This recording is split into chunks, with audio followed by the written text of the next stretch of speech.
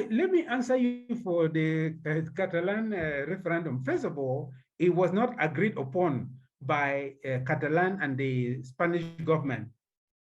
The issue that Spain faced in the Catalan referendum is not that it did not want Catalan to have it. The fear is that if it had it, then the Basque region too will also demand a referendum. There are at least two regions in Spain that may follow the example of Catalan if the Spanish government went ahead and granted Catalan that referendum. Secondly, the majority, in fact, I think those who participated in the vote were less than 80% of the people who of Catalan, because there were other people who are unionists, just like in our own case, who did not participate in that referendum and wanted the Spanish government to stop it. So the fear there, and that is why I also raised the issue that for La République du Cameroun, it doesn't have any fear that if it were to grant us in a referendum, some other of its own region would also ask for a referendum, because none of its region has the same status as ourselves. But in the case of Spain, there are at least 3 regions that have the same status like Catalan that can also ask for a referendum if Catalan went ahead and the Spanish government accepted it. So the fear that the Spanish government had was that the Basque region too may also demand its own referendum if it were to allow Catalan to go ahead with its own. Yes, because you see, in our own case, for example, we are saying that we want to present this to the international community because for us, it is a different scenario altogether. Our decolonization was never concluded. And go back to the first 5 points. I said one of the points, one of the ways for us to have independence would be to go to the ICJ. And I said that there are 2 ways to do that. First, get the UN to ask for an advisory opinion from the ICJ concerning the status of the Southern Cameroons, whether it was decolonized according to the principles of the UN, and whether that decolonization was conclusive. Secondly, get a third party who can take our case to the ICJ. These are the 2 things we can do with respect to the ICJ. So we are claiming that our decolonization was not complete and it was not based on UN principles. That is a fact that nobody can challenge. Nobody can challenge that. So we are in this situation just because none of the big powers have supported us. If any of the big powers supported us, our case will immediately become go into the limelight. So see the distinction. That is why I said that for the case of Catalan, these were the fears of the Spanish government. For our own case, the only fear that La République may have, which can be diminished, is the fact that we are a resource-rich region. You get the point? So if it may not worry about the fact that any of its other regions may ask a referendum also, but it will worry about the resources that it will lose when the Southern Cameroon goes. But all regions, all colonies have had to go the same way. Britain went a long way fighting the Mau Mau movement in Kenya. They used pliers to break the balls of Mau Mau fighters and all kinds of things that were done to prevent the Kenyans from becoming independent. But that doesn't succeed, because once you pitch yourself against the course of history, you're just wasting your time. You're just wasting your time. I don't see any hand up. Oh, I can see the hand of Chairman Milan of the Alliance. Mr. Chair, over to you.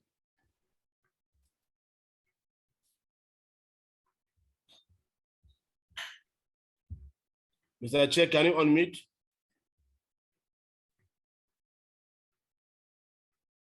It seems we have lost Comrade Milan.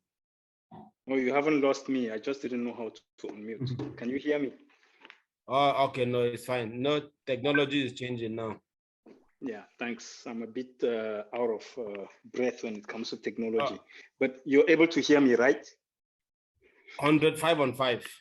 Okay, thank you very much. Comrade Dennis Atemken, let me start by thanking you for this very brilliant presentation.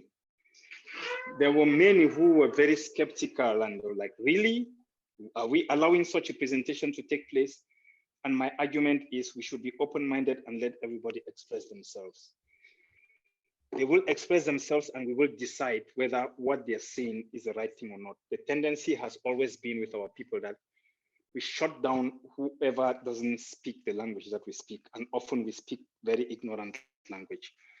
Thank you also for enlightening us and educating us, because I think for everybody we've learned something. For those who came a bit late, probably they didn't hear everything, but there's always something someone learns. Now, to the issue, your presentation, this is one of those presentations where I am one of those people who has always been, after you know my position, I am completely in favor of the referendum, for the simple reason that we cannot resolve this question completely without passing through the referendum stage. But like you said in your presentation, there are those people who think that the referendum can only come at a later stage, and I'm one of them.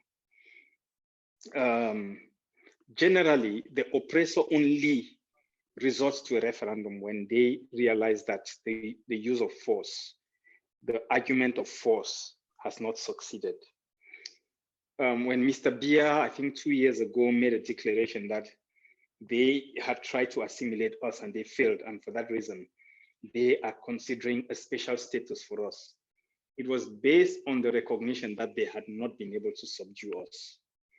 Now, even if we were subdued militarily and our people were completely conquered today, we have achieved one thing that they can never take away from us, and that is a sense of identity and a sense of oneness, a sense of destiny. That is something that is in the heart, it's in the mind. You cannot take that away. You can successfully overcome the physical body, but not the mind, not the heart. Now, like I said, it was a brilliant presentation. Anybody who really listened to you now understands that there is no way we can avoid a referendum. Of course, then the questions become at what stage? You've made mention of a number of countries, a number of scenarios, and a number of cases which are all very relevant. Timor-Leste, the case of Catalonia, and a whole host, the Gambia and Senegal and so on. However, like you say, and I agree with you, ours is a bit of a different case. South Sudan, I happened to be in South Sudan. I lived and worked there for 13 months, during which I was one of the people, for people of my generation, where we were born and raised in countries which were already independent. For me, it was a very, very unique experience, because I experienced the country being born out of nothing, where there was nothing. People were still using old typewriters. They didn't have computerized systems. We were the ones who were helping them to install their systems. But the one thing that stood out for me with South Sudan was the fact that they went through phases. You would recall that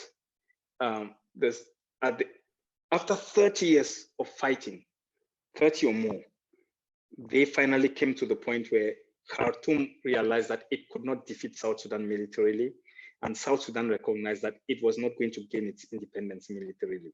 So what could they do? They had to resort to a number of measures. Number one, they had to sign the comprehensive peace agreement. Number two, after the comprehensive peace agreement, they had to go into some form of co-sharing of the resources. Most of the oil of Sudan, South Sudan at the time, came from Southern Sudan, what it was called in Southern Sudan. But even though Southern Sudan produced most of the oil wealth of the country, 55% of this oil wealth went to the north, and South Sudan only stayed with 45%. But 45% was far better than 0%, which they used to have during the conflict. But what stood out for me is the fact that they went through a number of phases. Number one, the war. Number two, the signing of a peace agreement. Number three, the putting in place of a federal system where each part, they run their own countries. Yes, the president in Khartoum was the president of South Sudan in Juba was the vice president, but they basically led two separate countries, two separate armies. Everything was separate. And then after 6 years, as part of the comprehensive peace agreement, a referendum was organized through which the South Sudanese voted for their independence, which is the case today. And we've seen that in a series of other countries where they've, I mean, Timor-Leste, like you talked about, these are. There is Comrade D. Manjong. Is it an old hand or a new hand? It's new. Okay, sir. I hand the Yeah. floor to you. Yeah, I guess I'm glad that Comrade Milan came in to point to something, which, like I'm saying in Comrade Atemkang's presentation, it's some of what he was rolling out. I think that Comrade Milan did allude to that the case of the South Sudan. Okay, in a way, the referendum was born out of dialogue. However we define it. Well, if we're going, a treaty in itself is the result, would be the result of a dialogue. And I think the case of East Timor, which was earlier cited, the referendum there was born out of dialogue. So I was just saying that I was just observing that the presentation that Comrade Atemkan presented was kind of cut dry on certain things, which in themselves were contradictions, not contradictions in a pejorative sense, but just kind of contradiction that something begets another, more or less, you know. So I just thought I should clarify that what I meant by some of those contradictions. There are others too, which are still there. But I still have a problem really with the issue that the referendum is the thing that is going to resolve our differences in terms of federalists, in terms of unionists, in terms of independentists, as we have come to calling them. And I'm saying that unless we're going to have a referendum, a 3-question referendum about those in favor of remaining part of La Republic as unionists, I don't know how the question will be framed. And then those who want to remain with La Republic as a federation, and those who want to. I just thought that this thing has to be done in phases. First of all, we have to decide on whether we're leaving or we're not leaving. And if we're not leaving, then the second thing would be, how are we remaining as a federation or as a union state? But if we try to kind of confuse all three in terms of the basic questions between them and us, I just think that it becomes kind of complicated and cumbrous. So it will come down clearly to, do we want to leave or do we want to remain? Then that should be the thing that we are fighting with the Republic as of now. That's the major thing to us. We are not fighting to remain with them as a union state. We're not fighting, or we're not fighting against their insisting on a union state. We're not fighting against their considering a federation. We are just fighting that we are done with them and want to go. And that's the principal question to me that needs to be resolved, whether by referendum or by what. And then once that is resolved, then the other issues as to federation and unionists should be the thing either discussed that way if we remain, or discussed our way if we leave. Because if we leave, maybe some people will want us to operate as a union state, or they want us to operate as a federation. So the federation people can come and then show how the federation now, in our being an independent country, works for them. Or the union people may come and argue on how operating as a union state works for them. But for now, to me, I think the basic question, the principal question, is our relationship with La République du Cameroon. The way I see it. Thank you. All right, no, thank you very much, Comrade Manjong. I think your question and your comments have been noted. Please do bear in mind that if all questions are not addressed by Mr. Temke, it might just because of the time that we have for this discussion. But like I said earlier, he's always open for you to call him and get further explanations. Sometimes we might pick an explanation here or an issue and might not have enough time to digest what is in the article. But it's better that we read along the lines and always find time to ask questions.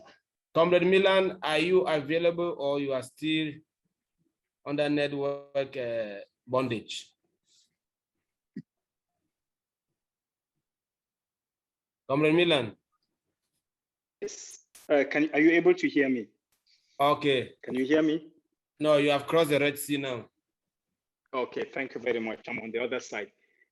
Sorry, I got cut off and I'm not sure exactly where I was cut off, but the point I was making was that having listened to Comrade Dennis Atemken, I think it's a brilliant presentation, but I was talking about South Sudan and I said, and I think Jimanjong was talking, he said the same thing. It goes through phases. When I listen to Comrade Dennis, he does a presentation of what he sees as our steps and our options as Southern Cameroonians.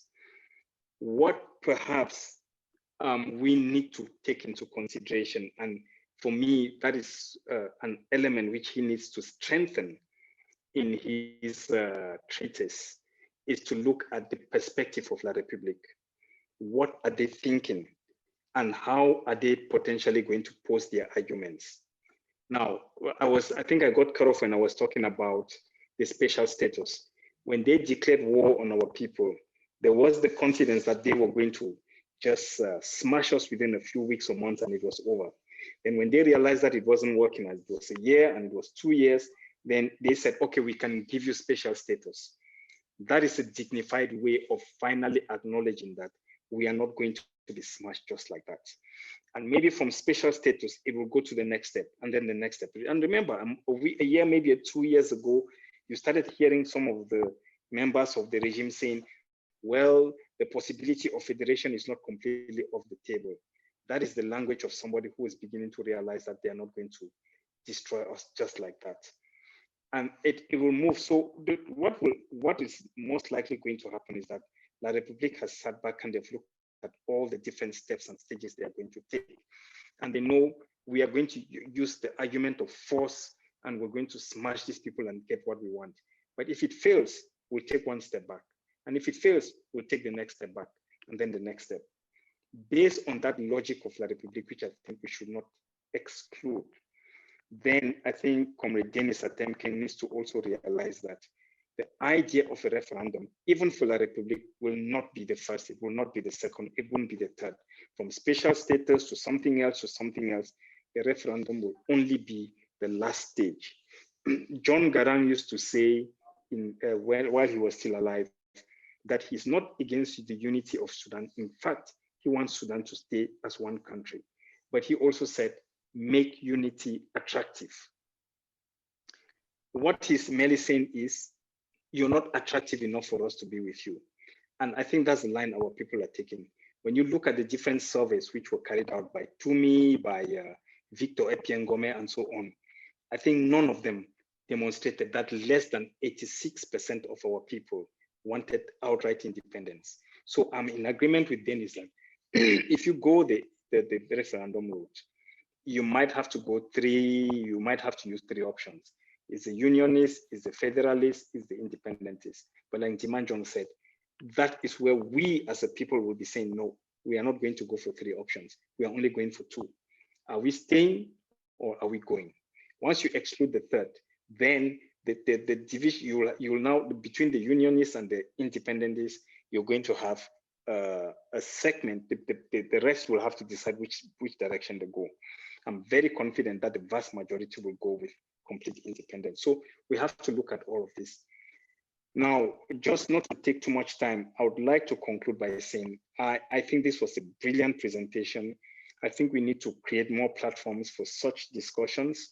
A lot of people don't want to even have this conversation, but I am of the opinion, and I think that's the position also of the Alliance is, let's be open-minded, listen to people, hear their arguments, and then we decide whether or not we agree with them or not.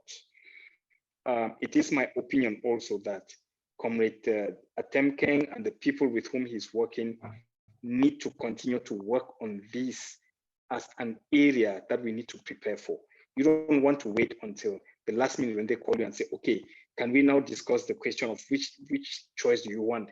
Then we start scrambling to say, okay, how do we prepare ourselves? Just like the CDN has positioned itself to be our expert on mediation and negotiation, I think that his group, the Comrade Dennis, can also position itself as the group that looks into issues of referendum. If we were to be given the option today, all of a sudden, what would be our options? What are the pitfalls? What should we look out for? What should we prepare for? Because La Republic is also preparing for all these options. I think it's important that we keep an open mind and continue to open a platform for such schools of thought, while at the same time we're looking at other options. I think there is one other thing I remembered which I forgot, but I think this is my point of view, more or less. Over. I forgot to unmute myself. Comrade Milan, thank you for your comments, your observations. I think Mr. Atemkeng will definitely go back to his team, and most of the contributions that have been raised here will rather assist to fine-tune that position of referendum more and more. Comrade Emmanuel, I have noted you. May I please indicate that we don't have much time on our side, so we should be able to summarize our observations and questions within the last 10 minutes that we have. Comrade Emmanuel, over to you.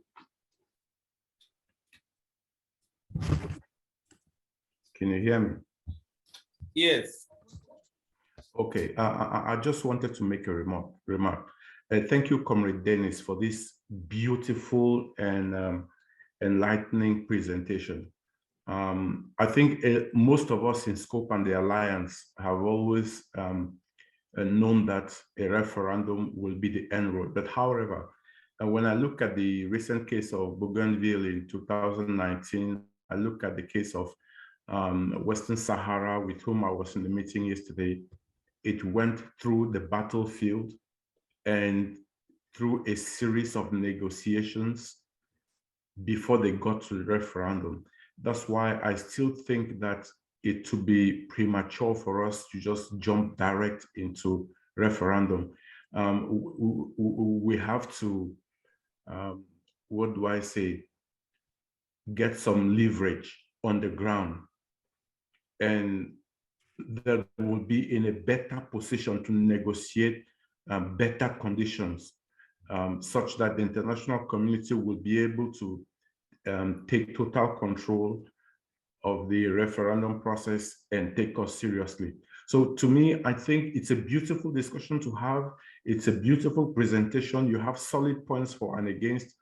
However, we still need to go through a negotiated process before we get to the referendum, like the case of Southern Sudan and even East Timor and Bougainville. They all went through a negotiated process. Over.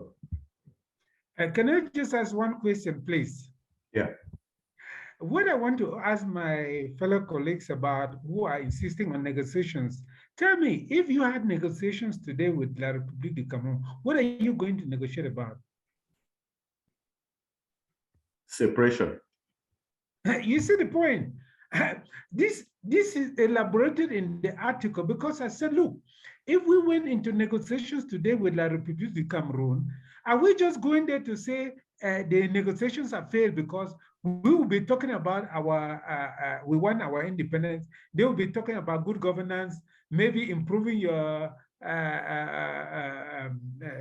special status and so on. No, is that are we just waiting to go there and say, look, these negotiations are failed because we're not interested in good governance? Or if they go there to tell you, okay, we shall give you, increase your budget or make a few roads here and there, give you these health centers, all of those things that they think that you are looking after. Is that what we're going there to negotiate? So definitely, our own case is very different. I began by telling you people that in the case of South Sudan, both the SLPM and Sudanese government agreed that their priority was the oneness of Sudan, and that the interests of South Sudanese could be fulfilled within the unity Sudan before they went on to acknowledge the self-determination of the people of the South Sudan. Are we going there to acknowledge that the one and indivisible Cameroon is also our priority? That's the question I asked in the article. So please just read the article, then things will become much clearer to us, because all of us are saying we start with negotiation. Yes, I agree with you. Tell me what we are going to negotiate with La Republique today. No, I think the thing is, when we go for negotiations, we have our cards. We are negotiating ourselves to a process. No, name the issues that we are going to negotiate, my brother.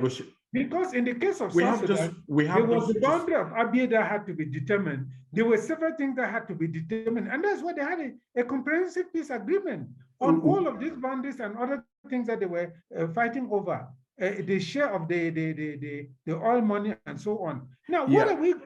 I want somebody to pinpoint the issues that he thinks that we are going to any negotiation today to negotiate before we go to the referendum. Yeah, there is a question of resources. We have to talk about resources. We have to talk about reparations and all that. Let me understand you, my brother. Are we going there to say we want more of our own resources? You see, that is a situation of. If you can just let me finish. Yeah. Look at the case of Bougainville. They were in an armed struggle with Papua New Guinea, and when they went through a negotiated process that ended with a referendum. And when they got their independence after the referendum, they did not even have the resources to maintain a country. If you should know this, because you are a historian. And the process has been prolonged until I think 2027, when Bougainville will be ready to manage a state. Should we go through that process? Because if we run into a referendum now and we vote for independence, can we manage a country? So we need to go through a process where through a negotiated process where we agree on the boundaries, we agree on the sharing of resources, we agree on every of these things, and then getting through the referendum, we know everything would have been sorted. That's my opinion.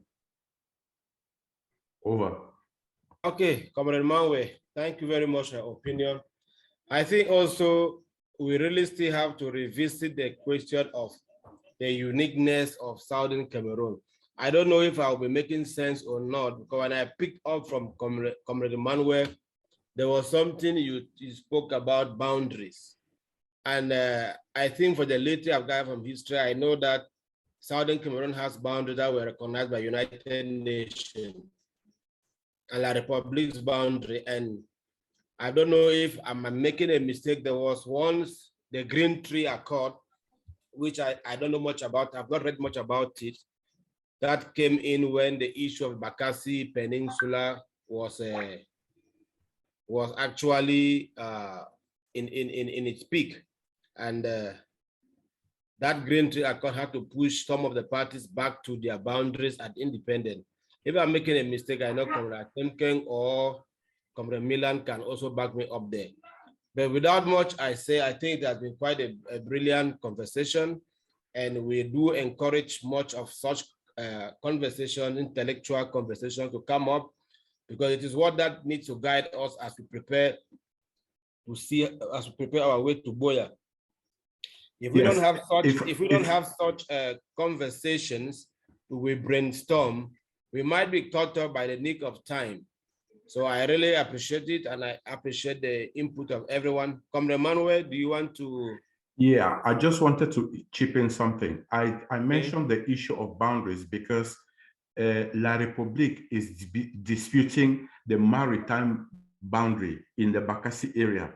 They have cut some of our fields and put them under the littoral, under the Logbaba Basin. So that's why I was talking about. So there are little issues that are of very huge significance. Over. Okay, no, that's fine.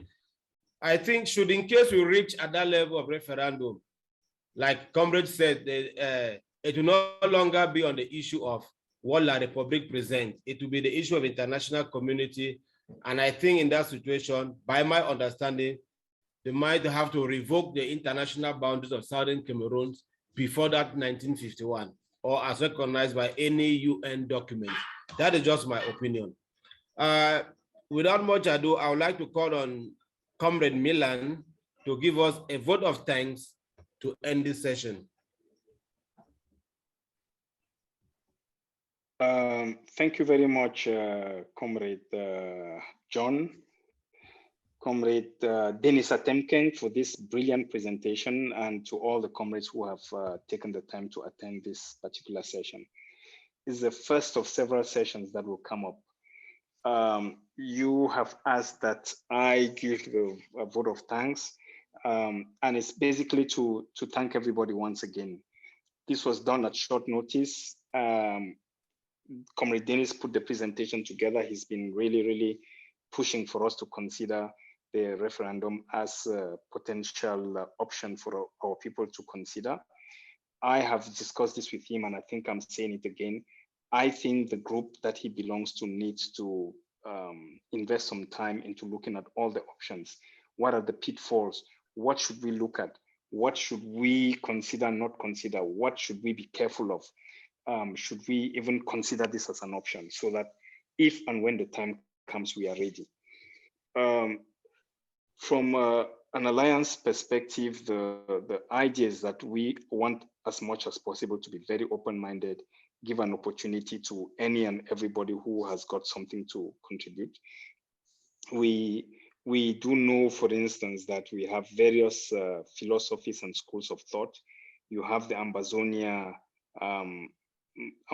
school of thought, the SCNC school of thoughts, and so on. And it's important that over time we get to listen to all of this and see how these different schools of thought inform and educate the alliance and all of us, so that when we take policy positions, we take them based on the fact that we've listened to the experts and people who understand these things better than us. So thank you very much, everybody, and back to the moderator. Over.